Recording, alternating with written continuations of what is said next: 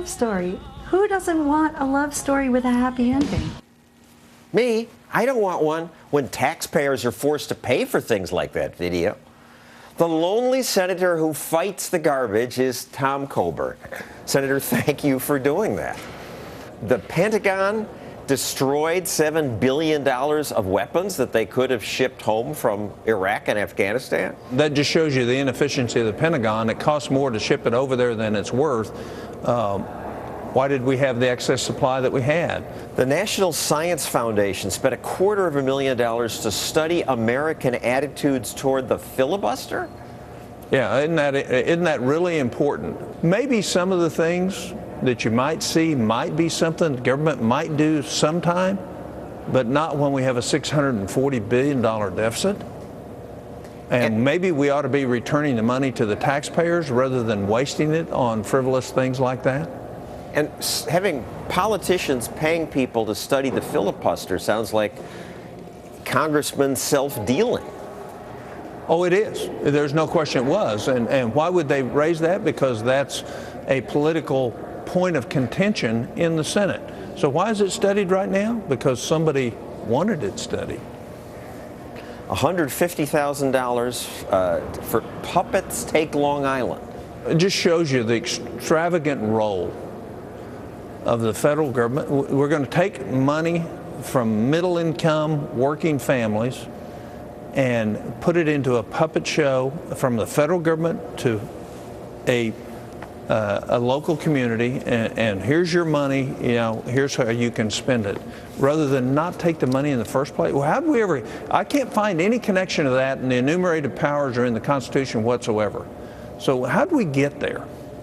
We got there through careerists and ignoring the U.S. Constitution and the enumerated powers. I kind of wish you would be a careerist, but unfortunately you're going to retire this year. We are all sad about that. We'll miss these waste books. Will any of your colleagues continue that? I am certain, in one way or another, the waste book will continue. But you don't know who's going to carry that on? Well, I may continue it from outside of Washington, or it may be continued inside Washington.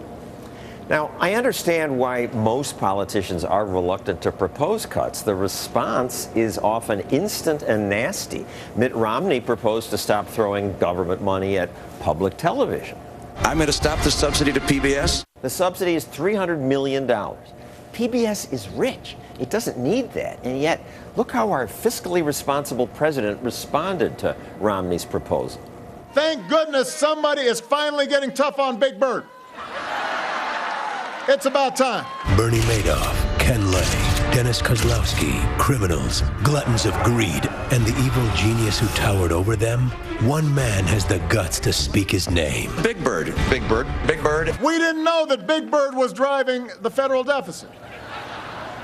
Ha ha. And Senator, it is a clever smear. Big Bird is not driving the deficit, but it is $300 million. John, there's 10,000 Big Birds. America as a whole is a pretty mature group of people.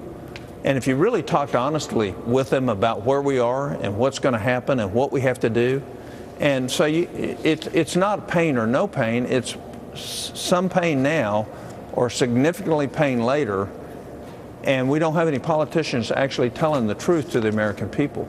And the pain that comes later by not addressing these issues now is severe. Well, thank you, Senator Tom Coburn. We will miss your service. Hey, I will be watching you. Good.